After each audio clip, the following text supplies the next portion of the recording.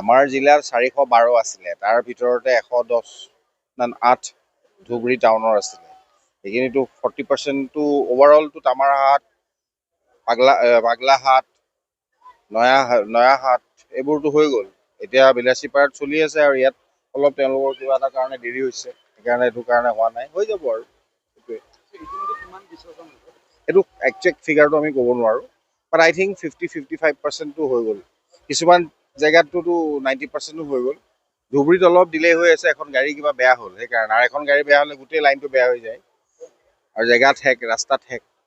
মুখ্যমন্ত্ৰীয়ে কৈছিলে যে দুৰ্গা পূজাত কিবা বিশেষ কিবা অপ্ৰীতিকৰ ঘটনা ঘটিব পাৰে, চ' আজিৰ দিনত কিবা অপ্ৰীতিকৰ তেনেকুৱাতো হ'ব নালাগে, তেনেকুৱালৈকে একো হোৱা নাই এতিয়ালৈকে, আৰু হ'বও নালাগে আৰু হ'বও নোৱাৰেও। আমি সতৰ্ক হৈ আছোঁ, আমাৰ প্লেন যি আছে প্লেনৰ মতে চব চলি আছে, আৰু যদি তেনেকুৱা কিবা হয় এইটো ষ্ট্ৰিক্ট একশ্যন লোৱা হ'ব। নিৰাপত্তাৰ ক্ষেত্ৰত কেনেকুৱা ব্যৱস্থা কৰিব? কিন্তু আগে পিছে যেনেকৈ হয়, আমাৰ যিখিনি ফ'ৰ্চ আছে, আমাৰ যেনেকৈ যিটো আমাৰ এৰেঞ্জমেণ্ট আছে, যিটো আমাৰ মানে এভেইলেবিলিটি আছে, সেই ওপৰত বেছ কৰি পেলাই প্লেন বনোৱা হৈছে, আৰু এতিয়ালৈকে প্লেনৰ মতে চব ঠিকে চলি আছে, আৰু বাকী এনেই কিবা ইভেঞ্চুৱেলিটিৰ কাৰণে আমি প্ৰিপেয়াৰ্ড হৈ আছোঁ। লাষ্ট কুৱেশ্যন, ৰাইজে ইতিমধ্যে অভিযোগ উত্থাপন কৰিছে তামাৰহাটত ইতিমধ্যে এখন আৰক্ষী নাই এইটো অভিযোগটো কৰিছে ঠিকেই, সেইটো এটা ডাঙৰ তদন্ত এটা হৈ আছে। মই নিজেও কালি গৈছিলোঁ। প্ৰথম কথাটো হ'ল যে মানুহকেইজন থানালৈ আহিছিলে, সেইকেইজন মানুহকেইজন পিছত থানাৰ পৰা গ'ল।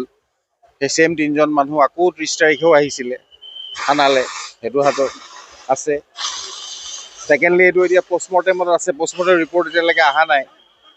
অভিযোগ এটা আছে, অভিযোগটো থকাৰ কাৰণে আমি ফাৰ্ষ্ট অচিজনক কালিয়ে ক্ল'জ কৰিছোঁ, আৰু যিহেতুকে এটা এলিগেশ্যন আছে, আৰু যিহেতুকে এটা ইনকুৱাৰী দিয়া হৈছে, so till the completion of the investigation and for the interest of the inquiry, the officer has been suspended today.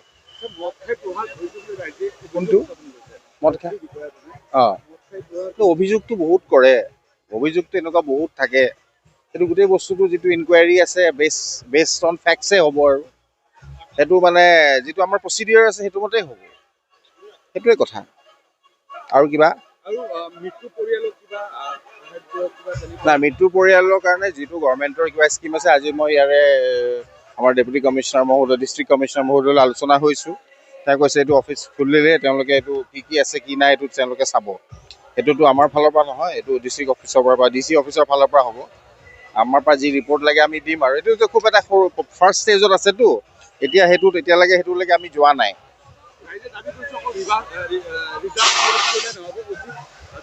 না, মই যেতিয়া অলপ আগতে ক'লোঁ যে ৰিজাৰ্ভ ক্ল'জ কৰি পেলাই আজি ছাছপেণ্ডো কৰা হ'ল, মই অলপ আগতে ক'লোঁ ন, অফিচাৰজন ছাছপেণ্ড কৰা হ'ল।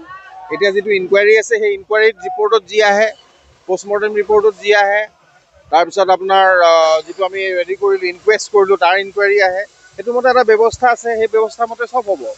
ইয়াত কাকো তেনেকুৱা মানে কনচিডাৰ কৰা কোনো কথা নাহে, যিটো মানে হেৰি হৈছে। ঠিক আছে।